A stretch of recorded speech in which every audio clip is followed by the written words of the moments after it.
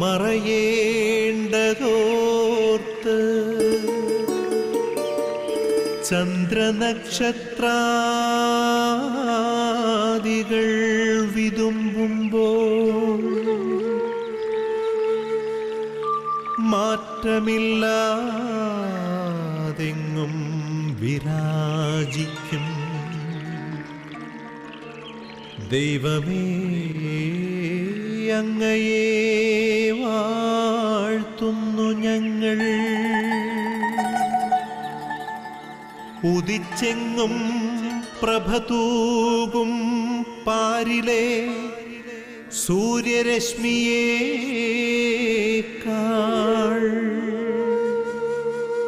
പ്രശോഭിച്ചെന്നും പ്രസാദമേകുന്ന ദൈവമേ, അങ്ങേ മഹിമാവെത്ര മനോജ്ഞം.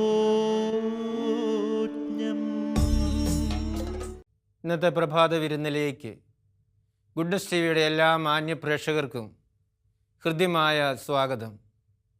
ഒരു മനോഹരമായിട്ടുള്ള പ്രഭാതം കൂടി ദൈവം നമുക്ക് നൽകി നമ്മെ എല്ലാവരെയും അനുഗ്രഹിച്ചിരിക്കുകയാണ്. ഈ പ്രഭാതത്തിലേക്ക് നമ്മൾ കടന്നു വരുമ്പോൾ ദൈവം നമ്മുടെ ജീവിതത്തിൽ നൽകിയിട്ടുള്ള എല്ലാ അനുഗ്രഹങ്ങളെയും കൃപകളെയും പ്രത്യേകിച്ച് ഈ പ്രഭാതത്തെയും ദിവസത്തെയും ഓർത്ത് നമുക്ക് ദൈവത്തിന് നന്ദി പറയാം. ദൈവത്തെ നമുക്ക് ആരാധിക്കാം, അവിടത്തേക്ക് നമുക്ക് സ്തുതിയേകാം. ഈ പ്രപഞ്ചത്തിലുള്ള എല്ലാ സർവ്വചരാചരങ്ങളോടും ചേർന്ന് നമുക്ക് ദൈവത്തെ സ്തുതിക്കുകയും ആരാധിക്കുകയും അവിടത്തേക്ക് നന്ദി പറയുകയും ചെയ്യാം. കാരണം ഈ പ്രപഞ്ചം മുഴുവനും ഈ പ്രഭാതത്തിൽ ദൈവത്തെ ആരാധിക്കുകയാണ്. ദൈവത്തിൻ്റെ മഹത്വമാണ് ഈ പ്രപഞ്ചത്തിലൂടെ നമുക്ക് മനസ്സിലാക്കാനായിട്ട് സാധിക്കുന്നത്. പ്രിയപ്പെട്ടവരെ, ഈ മനോഹരമായ ദിവസത്തിൽ ദൈവത്തിനെ സ്തുതിച്ചുകൊണ്ടും ആരാധിച്ചുകൊണ്ടും ദൈവം നമ്മുടെ ജീവിതത്തിലേക്ക് നൽകുന്ന അനുഗ്രഹങ്ങളെയും നന്മകളെയും ഓർത്ത് നന്ദി പറഞ്ഞുകൊണ്ടും നമുക്ക് ആരംഭിക്കാം. ഈ പ്രഭാതത്തിൽ നമ്മുടെ അമ്മയായ പരിശുദ്ധ കന്യകാമറിയത്തിൻ്റെ മാധ്യസ്ഥം നമുക്ക് പ്രത്യേകമായ വിധത്തിൽ അപേക്ഷിക്കാം. നന്മ നിറഞ്ഞ മറിയമേ സ്വസ്തി, കർത്താവ് നിന്നോടുകൂടെ സ്ത്രീകളിൽ നീ അനുഗ്രഹിക്കപ്പെട്ടവളാകുന്നു. നിന്റെ ഉദരത്തിൻ്റെ ഫലമായി ഈശോ അനുഗ്രഹിക്കപ്പെട്ടവനാകുന്നു. പരിശുദ്ധ മറിയമേ തമ്പുരാൻ്റെ അമ്മേ, പാപികളായ ഞങ്ങൾക്ക് വേണ്ടി എപ്പോഴും ഞങ്ങളുടെ മരണസമയത്തും തമ്പുരാനോട് അപേക്ഷിച്ചു കൊള്ളണമേ. ആമേൻ. പ്രിയപ്പെട്ടവരെ, ഈ പ്രഭാതത്തിലൂടെ നമ്മൾ കടന്നു പോകുമ്പോൾ ഇന്നത്തെ ദിവസം നിരാശയിൽ കഴിയുന്ന എല്ലാ ദൈവമക്കളെയും നമുക്ക് കരങ്ങളിൽ സമർപ്പിച്ച് പ്രാർത്ഥിക്കാം. നിരാശ അവരുടെ ജീവിതത്തിൽ നിന്നും വിട്ടുമാറി പ്രത്യാശ കൊണ്ട് അവരെ നിറയ്ക്കണമേ.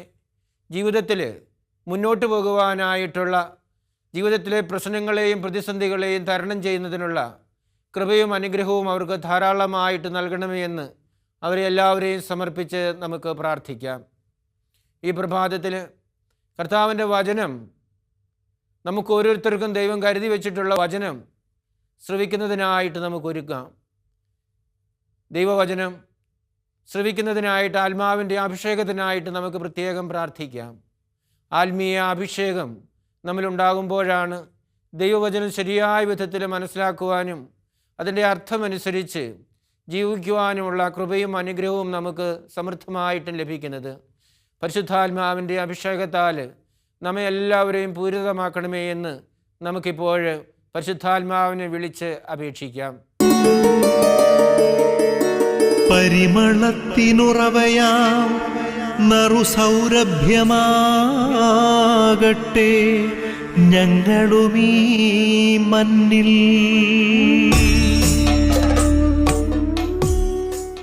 ഈ പ്രഭാതത്തിൽ നമുക്ക് പൗലോസ് അപ്പസ്തോലൻ റോമാക്കാർക്ക് എഴുതിയ ലേഖനം 15-ാം അധ്യായം 7 മുതൽ 15 വരെയുള്ള വാക്യങ്ങൾ ശ്രവിക്കാം. ആകയാൽ ദൈവമഹത്വത്തിനായി ക്രിസ്തു നിങ്ങളെ സ്വീകരിച്ചതുപോലെ നിങ്ങൾ അന്യോന്യം സ്വീകരിക്കുവിൻ. ദൈവത്തിൻ്റെ സത്യനിഷ്ഠ വെളിപ്പെടുത്താൻ വേണ്ടി ക്രിസ്തു പരിച്ഛേദിതർക്ക് ശുശ്രൂഷകനായി എന്ന് ഞാൻ നിങ്ങളോട് പറയുന്നു.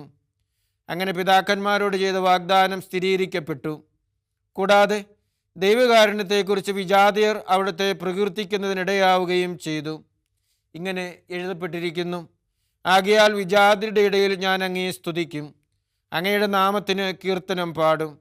മാത്രമല്ല വിജാതിയരെ നിങ്ങൾ അവിടുത്തെ ജനത്തോടൊത്ത് ആനന്ദിക്കുവിൻ എന്ന് പറയപ്പെട്ടിരിക്കുന്നു. സമസ്ത വിജാതിയരെ കർത്താവിനെ സ്തുതിക്കുവിൻ, സമസ്ത ജനങ്ങളും അവിടുത്തെ സ്തുതിക്കട്ടെ എന്ന് മറ്റൊരിടത്തും പറഞ്ഞിരിക്കുന്നു. ജസ്സയിൽ നിന്ന് ഒരു മുള പൊട്ടിപ്പുറപ്പെടും, വിജാതിയരെ ഭരിക്കുവാനുള്ളവൻ ഉദയം ചെയ്യും, വിജാതിയർ അവനിൽ പ്രത്യാശ വയ്ക്കും എന്ന് യെശയ്യായും പറയുന്നു. പ്രത്യാശയുടെ ദൈവം നിങ്ങളുടെ വിശ്വാസത്താൽ സകല സന്തോഷവും സമാധാനവും കൊണ്ട് നിങ്ങളെ നിറയ്ക്കട്ടെ.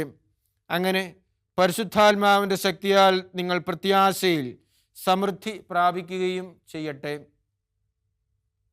പ്രിയ സഹോദരി സഹോദരന്മാരെ, ഗ്രീക്ക് പുരാണങ്ങളിലുള്ള ഒരു കഥ ഇപ്രകാരമാണ്. സിയൂസ് ദേവൻ എപ്പിമെത്തേയൂസ് എന്ന ദേവന് സുന്ദരിയായ പണ്ടോറയെ കല്യാണം കഴിച്ചു കൊടുത്തു. അങ്ങനെ കല്യാണം കഴിച്ചു കൊടുത്തുകൂടെ പണ്ടോറയ്ക്ക് ഒരു ഭരണിയും അവളുടെ കയ്യിൽ കൊടുക്കുകയുണ്ടായി. കൊടുത്തപ്പോൾ ഒരു വ്യവസ്ഥ വെച്ചു, അതൊരിക്കലും തുറക്കരുത് എന്നുള്ളതായിരുന്നു. പക്ഷേ ഈ പണ്ടോറയുടെ ജിജ്ഞാസ സമ്മതിച്ചില്ല. അവൾ കുറച്ച് കഴിഞ്ഞപ്പോൾ ആ ഭരണി പതുക്കെ തുറന്നു. അത് തുറന്നപ്പോൾ അതിൽ നിന്നും കുറേ ചെറിയ ജീവികൾ പുറത്തേക്ക് വന്ന് അവരെ കുത്തി. ഉടനെ തന്നെ അവർ ആ ഭരണി അടയ്ക്കുകയും ചെയ്തു. പക്ഷേ ഈ ചെറിയ ജീവികൾ അവരിൽ കുത്തിവെച്ചത് വിദ്വേഷത്തിൻ്റെയും വെറുപ്പിൻ്റെയും ദേഷ്യത്തിൻ്റെയും ഒക്കെ വിഷമായിരുന്നു. അതോടുകൂടി അവരുടെ ജീവിതത്തിൽ വേദനയും ദുഃഖവും സങ്കടവും നിരാശയുമൊക്കെ ഉണ്ടാകാൻ തുടങ്ങി. ഈ എപ്പിമെത്തേയൂസിൻ്റെ മനസ്സിൽ പണ്ടോറയോട് വിദ്വേഷവും വെറുപ്പും ഉണ്ടായി. പണ്ടോറയുടെ ഹൃദയമാണെങ്കിൽ വേദന കൊണ്ട് പുളഞ്ഞു. പരസ്പര വിശ്വാസം അവരുടെ ഇടയിൽ നഷ്ടപ്പെട്ടു. അങ്ങനെ ഇരിക്കുമ്പോൾ ആ ഭരണിയിൽ നിന്നും ചെറിയ ഒരു ശബ്ദം അവർക്ക് കേൾക്കാനിടയായി. എന്നെ പുറത്തേക്ക് വിടൂ എന്നുള്ളതായിരുന്നു. ഞാൻ നിങ്ങളെ ആശ്വസിപ്പിക്കാം. ആ ശബ്ദം കേട്ടപ്പോൾ അവർ ആ ഭരണി വീണ്ടും തുറന്നു. അപ്പോൾ ഒരു ചെറിയ ചിത്രശലഭം ആ ഭരണിയിൽ നിന്നും പുറത്തു വന്ന് അവരുടെ ഇടയിലൂടെ പോവുകയും അവരെ സ്പർശിക്കുകയും ഒക്കെ ചെയ്തു. അപ്പോൾ അവരുടെ ജീവിതത്തിൽ വീണ്ടും ആശ്വാസവും സമാധാനവുമൊക്കെ ഉണ്ടാകുന്ന ഒരു അവസരമുണ്ടായിരുന്നു. എന്തായിരുന്നു ആ ചിത്രശലഭം? അത് അവരുടെ ജീവിതത്തിലെ പ്രത്യാശയായിരുന്നു. എന്തും ജീവിതത്തിലുണ്ടായാലും പ്രത്യാശയോടുകൂടി മുന്നോട്ട് പോകണം എന്നുള്ള ഒരു ചിന്ത. നമ്മുടെയൊക്കെ ജീവിതത്തിൽ പ്രശ്നങ്ങളും പ്രതിസന്ധികളും വിഷമതകളുമൊക്കെ ഉണ്ടാകുമ്പോൾ മുന്നോട്ട് പോകുന്നതിനായിട്ട് നമുക്ക് സാധിക്കുന്നത് നമ്മുടെ ജീവിതത്തിൽ ഉണ്ടാകുന്ന ഈ പ്രതീക്ഷയാണ്. പ്രതീക്ഷ നമ്മുടെ ജീവിതത്തിൽ ഉണ്ടെങ്കിലേ ഉള്ളൂ പ്രശ്നങ്ങളെയും പ്രതിസന്ധികളെയും തരണം ചെയ്യുന്നതിനുള്ള ശക്തി നമുക്ക് നമ്മുടെ ജീവിതത്തിൽ ലഭിക്കുകയുള്ളൂ. എന്താണ് ഈ പ്രത്യാശയുടെയൊക്കെ അടിസ്ഥാനമായിട്ട് നമ്മുടെ ജീവിതത്തിൽ നിലകൊള്ളുന്നത്? പ്രത്യാശയുടെ അടിസ്ഥാനം എന്ന് പറയുന്നത് ദൈവത്തിൻ്റെ വാഗ്ദാനമാണ്. യെരമ്യാ പ്രവാചകൻ്റെ പുസ്തകം 29-ാം അധ്യായം 11-ാം വാക്യത്തിൽ നമ്മൾ വായിക്കുന്നുണ്ട്. അവിടെ പ്രവാചകനിലൂടെ ദൈവം പറയാണ്, എനിക്ക് നിങ്ങളെക്കുറിച്ച് ഒരു പദ്ധതിയുണ്ട്. അത് നിങ്ങളുടെ നാശത്തിന് വേണ്ടിയുള്ള പദ്ധതിയല്ല, മറിച്ച് ക്ഷേമത്തിന് വേണ്ടിയുള്ള പദ്ധതിയാണ്. നിങ്ങൾക്ക് ശുഭമായ പ്രതീക്ഷയും പ്രത്യാശയും നൽകുന്ന പദ്ധതിയെന്ന്. ഇതാണ് ഈ ദൈവത്തിൻ്റെ വചനമാണ് നമ്മുടെയൊക്കെ ജീവിതത്തിലെ പ്രത്യാശയുടെ അടിസ്ഥാനമായിട്ട് നിലകൊള്ളുന്നത്. ആംഗലേയ സാഹിത്യകാരനായ അലക്സാണ്ടർ പോപ്പ് ഒരിക്കൽ പറയുകയുണ്ടായി, നമ്മുടെ എല്ലാവരുടെയും ജീവിതത്തിൽ പ്രതീക്ഷകൾ പൊട്ടി മുളച്ചുകൊണ്ടിരിക്കുന്നു എന്ന്. ഈ പ്രതീക്ഷയാണ് നമ്മെ എല്ലാവരെയും മുന്നോട്ട് പോകുവാനായിട്ട് സഹായിക്കുന്നത് എന്ന്. ഈ പ്രതീക്ഷ നമുക്ക് മുന്നോട്ട് പോകുന്നതിനുള്ള ഊർജവും ശക്തിയും നമുക്ക് തരുമെന്ന്. ദൈവത്തിൻ്റെ വാഗ്ദാനമാണ് എല്ലാ പ്രതിസന്ധികളെയും തരണം ചെയ്തുകൊണ്ട് മുന്നോട്ട് പോകുവാനായിട്ടുള്ള കൃപ നമുക്ക് നൽകുന്നത്. ദൈവത്തിൻ്റെ ഈ വാഗ്ദാനത്തിൽ ഉറച്ചു നിന്നുകൊണ്ട് പോകുന്നതിനായിട്ട് നമുക്ക് സാധിക്കണം. ജോബിൻ്റെ ജീവിതം പ്രത്യാശയ്ക്ക് നല്ല ഒരു ഉദാഹരണമാണ്. അദ്ദേഹത്തിൻ്റെ ജീവിതം എന്ന് പറയുന്നത് ഹൃദയഭേദകമായിരുന്നു. എല്ലാം ഉണ്ടായിരുന്ന ജോബിന് ഒരു സുപ്രഭാതത്തിൽ ഒന്നുമില്ലാതെയായി, വെറും ശൂന്യമായിട്ട് അയാൾ മാറി. അപ്പോൾ ജോബ് പറയുന്ന ഇതാണ്: ദൈവം എന്നെ വധിച്ചാലും എനിക്ക് എന്ത്, ഞാൻ ദൈവത്തിൽ പ്രത്യാശയുള്ളവനായിട്ട് ഇരിക്കുമെന്ന്. ജോബിൻ്റെ പുസ്തകം 15-ാം അധ്യായം 13-ാം വാക്യം. അവിടെ ജോബ് പറയുകയാണ്, ദൈവം എന്നെ വധിച്ചാൽ എനിക്കെന്ത്, ഞാൻ ദൈവത്തിൽ പ്രത്യാശയുള്ളവനായിരിക്കും എന്ന്. പ്രിയപ്പെട്ടവരെ, ഈ ഒരു പ്രത്യാശ നമ്മുടെ ജീവിതത്തിൽ നമുക്കുണ്ടാകണം. ആ പ്രത്യാശയോടുകൂടി നമുക്ക് ജീവിക്കുന്നതിനായിട്ട് നമുക്ക് സാധിക്കുമ്പോഴാണ് എല്ലാ പ്രതിസന്ധികളെയും പ്രശ്നങ്ങളെയുമൊക്കെ തരണം ചെയ്തു കൊണ്ടുപോകുന്നതിനായിട്ട് നമുക്ക് സാധിക്കുന്നത്. ജീവിതത്തിലെ ഏത് കൊടുങ്കാറ്റിനെയും പ്രത്യാശ നമ്മുടെ ജീവിതത്തിലുണ്ടെങ്കിൽ അഭിമുഖീകരിക്കുന്നതിനായിട്ട് നമുക്ക് സാധിക്കും. ഒരു കൊടുങ്കാറ്റിനും നമ്മെ തകർക്കുന്നതിനായിട്ട് സാധിച്ചെന്ന് വരികയില്ല. മാർട്ടിൻ ലൂതർ കിങ് രണ്ടാമൻ അദ്ദേഹം ഒരിക്കൽ പറയുകയുണ്ടായി, നമുക്കുണ്ടാകുന്ന പരാജയങ്ങൾ നാം അംഗീകരിക്കണം, എന്നാൽ അനന്തമായ പ്രതീക്ഷ ഒരിക്കലും നമ്മൾ നഷ്ടപ്പെടുത്തരുത്. ഈ അനന്തമായ പ്രതീക്ഷ എന്ന് പറയുന്നത് ദൈവം തന്നെയാണ്. നമ്മുടെ പ്രതീക്ഷയുടെ എല്ലാം അടിസ്ഥാനം ദൈവമാണ് എന്ന ആ വലിയ ബോധ്യം നമ്മുടെ ജീവിതത്തിൽ നമുക്ക് ഉണ്ടായിരിക്കണം. ഈ പണ്ടാറയുടെ ഭരണി എന്ന കഥ നമുക്ക് നൽകുന്ന സന്ദേശവും ഇതുതന്നെയാണ്. നമ്മളെല്ലാവരും പ്രതീക്ഷയുള്ള മനുഷ്യരായിട്ട് മാറണം. പ്രതീക്ഷ നമ്മുടെ ജീവിതത്തിൽ ഉണ്ടായാലേ ഉള്ളൂ നമ്മുടെ ജീവിതത്തിലെ നിരാശയെ മാറ്റിക്കൊണ്ടു പോകുന്നതിനായിട്ട് നമുക്ക് സാധിക്കുകയുള്ളൂ എന്ന്. ഇതുപോലെയുള്ള ഒരു പ്രതീക്ഷയുടെ ആളായിരുന്നു വിശുദ്ധ പൗലോസ് അപ്പസ്തോലൻ. അതുകൊണ്ടാണ് 15-ാം അധ്യായം 13-ാം വാക്യത്തിൽ അദ്ദേഹം പറയുന്നത്, പ്രത്യാശയുടെ ദൈവം നിങ്ങളുടെ വിശ്വാസത്താൽ സകല സന്തോഷവും സമാധാനവും നിങ്ങളെ നിറയ്ക്കട്ടെ. അങ്ങനെ പരിശുദ്ധാത്മാവിൻ്റെ ശക്തിയാൽ നിങ്ങൾ പ്രത്യാശയുള്ള ആളുകളായിട്ട് മാറുകയും ചെയ്യട്ടെ എന്ന്. പ്രിയപ്പെട്ടവരെ, പരിശുദ്ധാത്മ ശക്തിയാൽ പ്രതീക്ഷയുള്ള ആളുകളായിട്ട് നമുക്ക് മാറാം. അപ്പോൾ നമ്മുടെ ജീവിതത്തിൽ നമുക്ക് വിജയം കൈവരിച്ചുകൊണ്ട് മുന്നോട്ട് പോകുവാനായിട്ട് സാധിക്കും. ഈ പ്രഭാതത്തിൽ നമ്മൾ ഈ പ്രാർത്ഥനാ ശുശ്രൂഷയിൽ പങ്കെടുക്കുമ്പോൾ പ്രത്യാശയാൽ ഞങ്ങളെ നിറയ്ക്കണമേ, ഞങ്ങളുടെ മനസ്സിൽ നിന്നും എല്ലാ നിരാശയെയും പ്രതീക്ഷയില്ലായ്മയെയും എടുത്തു മാറ്റണമേ എന്നും നമുക്ക് തീക്ഷ്ണമായിട്ടും പ്രാർത്ഥിക്കാം. ആബാ പിതാവേ, സ്നേഹാഗ്നിയാൽ ജ്വലിക്കട്ടെ മക്കളാ ഞങ്ങളെല്ലാം.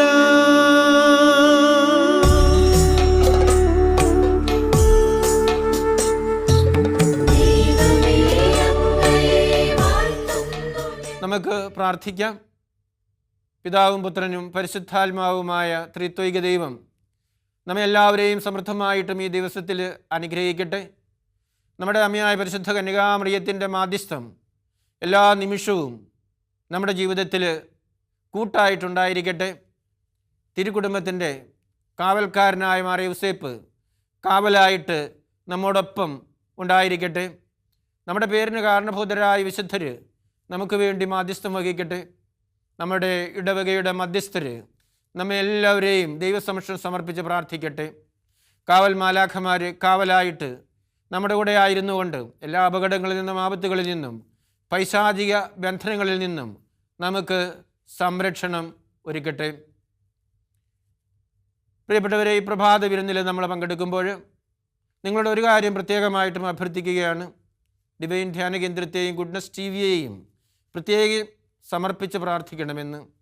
ഈ ധ്യാന കേന്ദ്രത്തിലൂടെയും ഈ ചാനലിലൂടെയും പ്രത്യാശ എന്ന പുണ്യം മനുഷ്യഹൃദയങ്ങളിൽ നിറയ്ക്കുന്നതിനുള്ള എല്ലാ സാഹചര്യങ്ങളും അവസരങ്ങളും ഒരുക്കി കൊടുക്കണമേ എന്ന് നമുക്ക് തീക്ഷ്ണമായിട്ടും പ്രാർത്ഥിക്കാം. ദൈവത്തിൻ്റെ വചനം ഈ ലോകമെങ്ങും പ്രഘോഷിക്കപ്പെടുന്നതിനും പ്രചരിപ്പിക്കപ്പെടുന്നതിനും ഈ ധ്യാന കേന്ദ്രവും ഈ ചാനലും ഇടയാകണമേ എന്ന് സമർപ്പിച്ച് നമുക്ക് പ്രത്യേകം പ്രാർത്ഥിക്കാം. പരിയൻ കൂടാരങ്ങളിലിരുന്ന് പ്രാർത്ഥിച്ചുകൊണ്ട് ഇരിക്കുന്ന സഹോദരീ സഹോദരങ്ങളോട് ചേർന്ന് സാധിക്കുന്ന എല്ലാവരും എല്ലാ ദിവസവും ഒരു കൊന്തയെങ്കിലും ചൊല്ലി ഈ ധ്യാന കേന്ദ്രത്തെയും ഈ ചാനലിനെയും സമർപ്പിച്ച് പ്രാർത്ഥിക്കണമെന്ന് പ്രത്യേകം നിങ്ങളോട് അഭ്യർത്ഥിക്കുകയാണ്.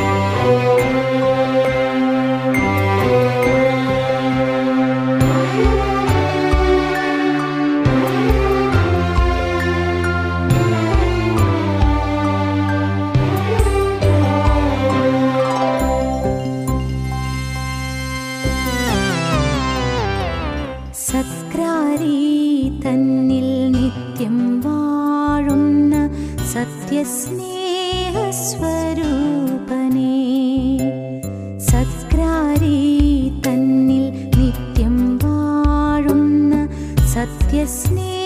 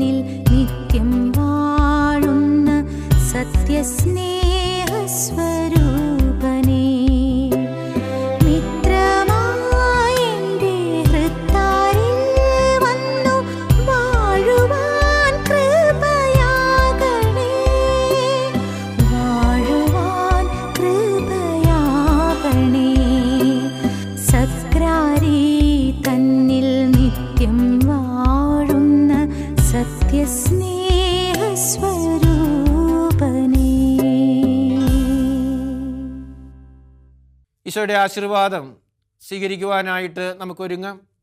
നമ്മുടെ ശിരസ്സ് നമുക്ക് നമിക്കാം. കർത്താവെ, ഞങ്ങളെ അനുഗ്രഹിക്കണമേ എന്ന് നമുക്ക് തീക്ഷ്ണമായിട്ടും പ്രാർത്ഥിക്കാം.